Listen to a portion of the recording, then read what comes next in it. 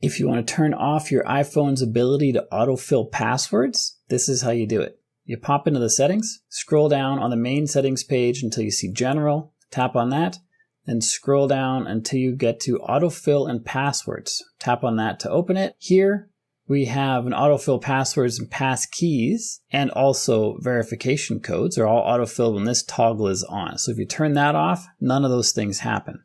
But if you want to maintain the ability to autofill passkeys and verification codes, just not passwords, you can have this on and just make sure that these ones are turned off. You might only have one option here, Apple Passwords.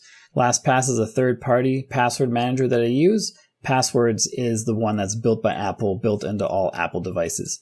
So if you have those two turned off, then password autofills will not happen. So you've got a couple different options on how to set this up. Just rewind this video to go over them again if you need to, and just pick the ones that make sense for you.